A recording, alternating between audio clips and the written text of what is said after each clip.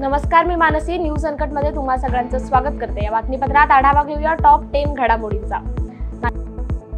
नाशिक दौऱ्यावर आलेल्या खासदार सुप्रिया सुळे यांनी दिंडोरीचे खासदार भास्कर भगरे यांना राखी बांधून रक्षाबंधन सण साजरा केलाय. राष्ट्रवादी काँग्रेस शरद पवार गटाच्या खासदार सुप्रिया सुळे 2 दिवसापासून उत्तर महाराष्ट्र दौऱ्यावर आहेत. राखी पौर्णिमेच्या पूर्वसंध्येला चांदवडमधील मेळाव्यानंतर खासदार भास्कर भगरे यांचे औक्षण करून राखी बांधली.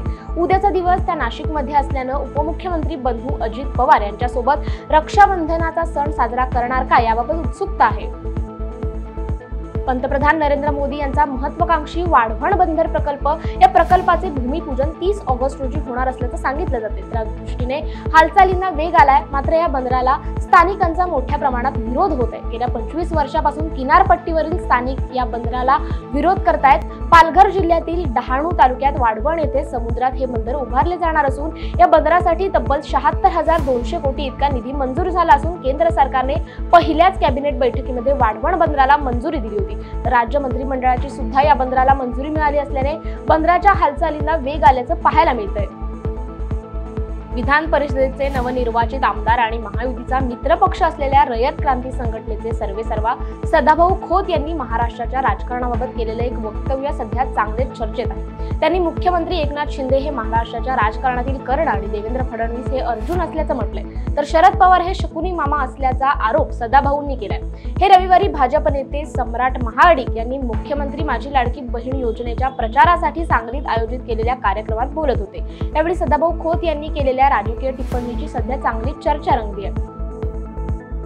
महाविकास आघाडीतील शिवसेना उद्धव बाळासाहेब ठाकरे गटातून संभाजी ब्रिगेड आगामी विधानसभेसाठी 25 जागांसाठी आग्रह धरणार आहे. येत्या 23 ऑगस्ट रोजी पुण्यात संभाजी ब्रिगेडच्या कार्यकर्त्यांचा मेळावा होणार आहे.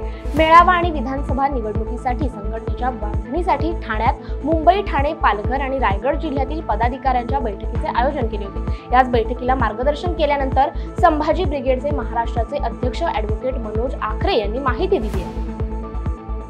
माजी पंतप्रधान व्ही.पी. सिंह यांनी 1990 मध्ये आरक्षणाची शिडी तयार केली. त्यामुळे विद्यार्थी, डॉक्टर, इंजिनियर होत आहेत. येणाऱ्या विधानसभा निवडणुकीत ओबीसी उमेदवारांच्या पाठीशी उभे राहिलो नाही तर निवडणुकीनंतर ओबीसींच्या आरक्षणाला धोका निर्माण होईल असं मत वंचित बहुजन आघाडीचे राष्ट्रीय अध्यक्ष आणि माजी खासदार ॲडव्होकेट प्रकाश आंबेडकर यांनी व्यक्त केले.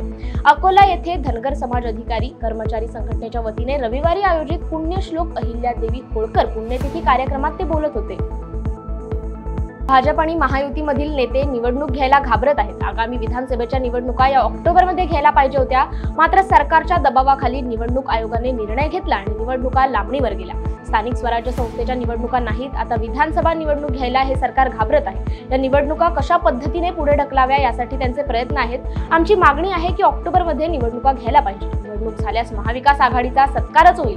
किंबहुना निवडणुका लांबणीवर नेण्याचा निर्णय सरकारच्या दबावाखाली निवडणूक आयोगाने घेतला असा खळबळजनक आरोप राष्ट्रवादी शरद पवार गटाचे नेते आणि माजी गृहमंत्री अनिल देशमुख यांनी केलाय.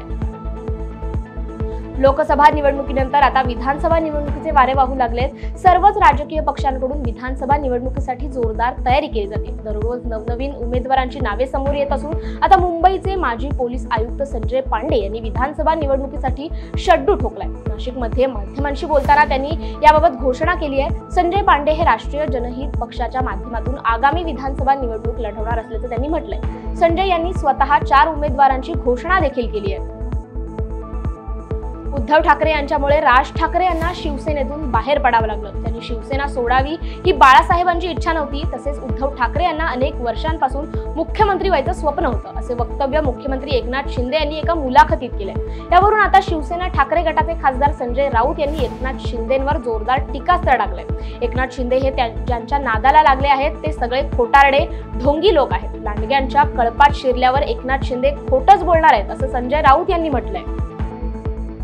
राज्यातील आगामी विधानसभा निवडणुकीबाबत एक महत्त्वाची माहिती समोर आली आहे. त्यानुसार विधानसभा निवडणूक ही नोव्हेंबर महिन्यात न होता डिसेंबर महिन्यापर्यंत लांबणीवर पडण्याचा अंदाज वर्तवला जातोय.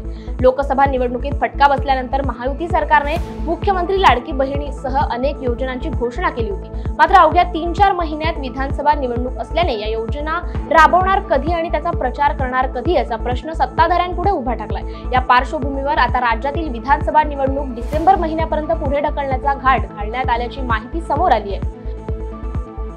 पंढरपूर येथील श्री विठ्ठलाच्या दर्शनासाठी झालेल्या ठाणे जिल्ह्यातील भाविकांकडून प्रति व्यक्ती 1000 रुपये घेऊन VIP दर्शन दिल्याची घटना समोर आली असून या संदर्भात भाविकाने पोलिसांमध्ये तक्रार दाखल केली आहे। सलग सुट्ट्यांमुळे पंढरपूरमध्ये श्री विठ्ठल रुक्मिणीच्या दर्शनासाठी मोठी गर्दी होती, त्यामुळे झटपट दर्शन घडवतो असं सांगून अनोळखी इसमाने या लोकांकडून Google Pay वरून 4000 रुपये घेतले। हा व्यक्ती कोण होता याचा शोध आता सुरू झालाय।